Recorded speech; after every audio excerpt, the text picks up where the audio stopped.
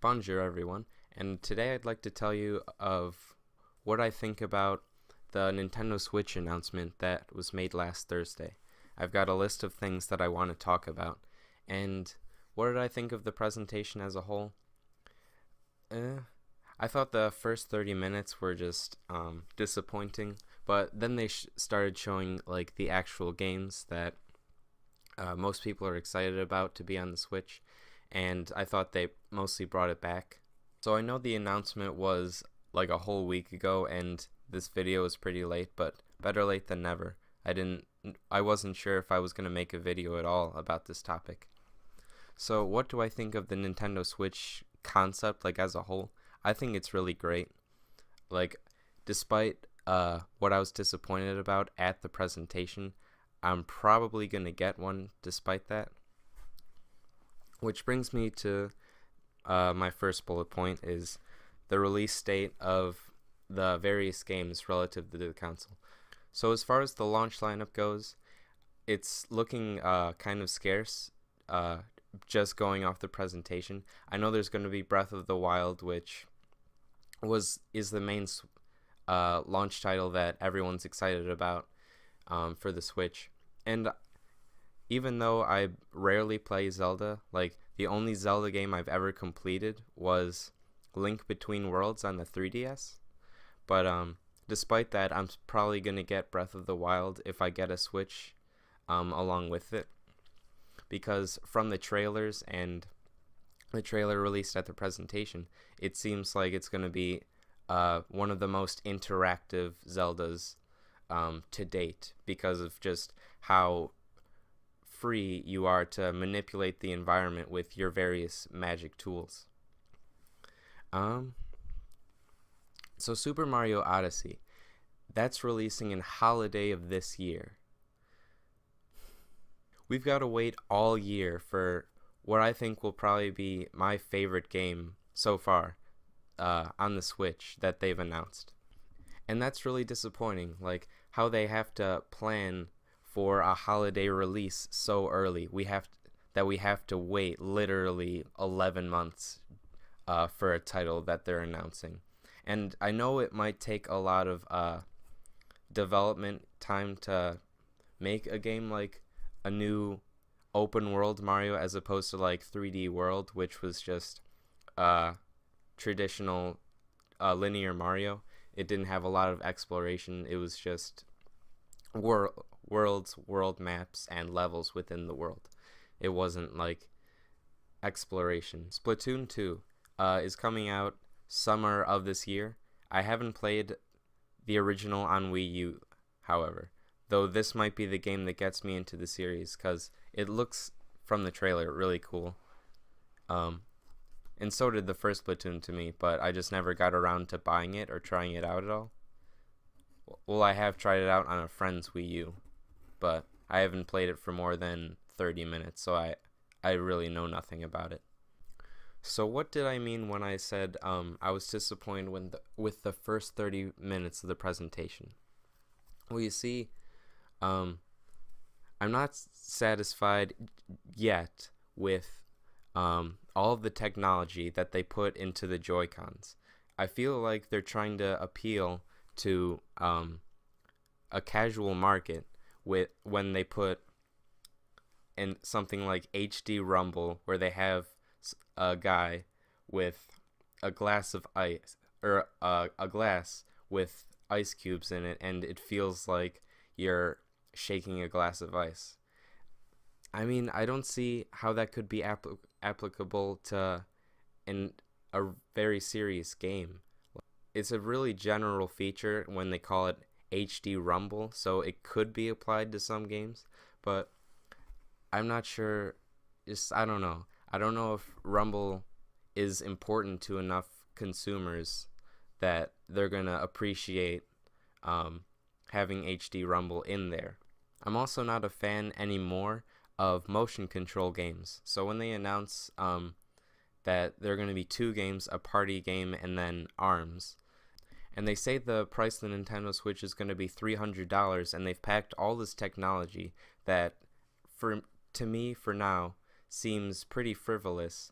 It just makes me think that the Switch could have been $250 if they took all of the technology out of the two Joy-Cons that you get. And that's not something that hardcore gamers are really going to appreciate if they just get the Switch to play Skyrim or the first-party Nintendo games just on the go, like just a portable home console. And they're not going to care as much for straight-up motion controls. But everything else about the concept of the Joy-Cons, I think it's really cool. The fact that you can take off both Joy-Cons and use them as two separate controllers, I think that's very interesting and very cool. And people are saying that each separate Joy-Con to be used as one controller is too small, but in my opinion, pretty much no controller is too small, because I played on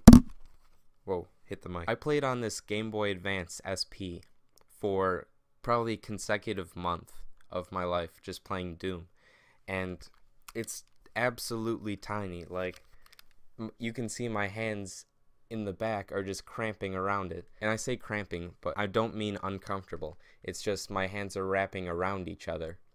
But I don't find it uncomfortable, and my hands fit decently well, I think.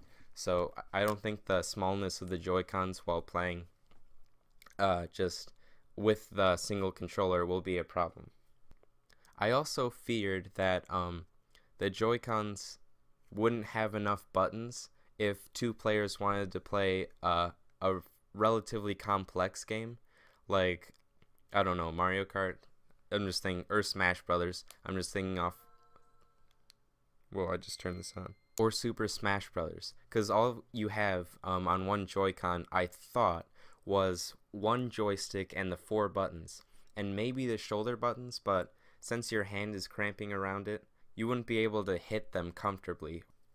What they actually thought around this, they put shoulder buttons where the Joy-Cons clip into the Nintendo Switch tablet, and then they have the wrist strap, which actually accentuates how big the shoulder buttons are on each Joy-Con, which makes them a lot easier to hit and more accessible. And I think overall that's a good idea. That's a good use of that space. So the price point of $300, I talked about this already. I thought they could have revoked some of that technology, but I guess they wanted to surprise people. I mean, by going back to their philosophy with the Wii, or I'm just speculating, I guess. But yeah, they probably would have sold more if the console was $250 and they just made the Joy-Cons regular controllers.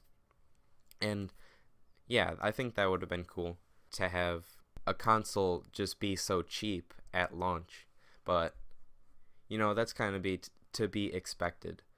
If they made the Switch too cheap, then people would have different expectations about, like, the power of the hardware of the console. And they would think it's too weak or not even close to the base Xbox One or the base PS4, not even the PS4 Pro. It's probably not even close to the PS4 Pro, which is out on the market now. Which brings me to another bullet on my list here, is how strong the hardware is. From the footage we've seen at the presentation and like the countless rumors about it being exactly 1 teraflop of compute performance for graphics, I think that'll be satisfactory, but Nintendo's still going with their philosophy ever since the Wii U. Hardware is a whole generation behind, if not more. Even though the Wii U was better than more powerful than the 7th gen consoles, the Switch doesn't seem up to par with the PS4 even, or the Xbox One. But we're still getting a bunch of third-party support so far. They say they have 80 game developers working on Switch games so far. All 80 might not come to fruition, but the power that they have on the Switch by default should allow for plenty of third-party support to shoehorn their games onto this Nintendo Switch. And something that'll be a positive for a lot of people, but not me, since I've never left the United States, except I've been in Canada technically for 30 minutes, is the fact that the Nintendo Switch isn't region locked, which is really cool. Again, I'm probably not going to go to Japan or Europe to get a game just from that region, but it's a really cool thing that Nintendo's changed their philosophy on region locking for the moment. So, final thoughts on the Nintendo Switch. I want it to be successful. I want Nintendo to bounce back from the flop that was the Wii U, even though it was a pretty good console. It was just marketed badly. In the end, it didn't have that many games over its lifetime. And I want this to be a cool console, which it definitely has the potential to be, despite the motion control stuff. Even though I'm not in love with that, I can still live with it if they put out just game after game after game that is just very good, and I'd be happy with that. So I think I've said all I needed to say about the Switch. Again, I hope it does well, and I hope Nintendo stays afloat because they are great game developers, and I hope they continue to be for the foreseeable future. And with that, see ya, and happy gaming.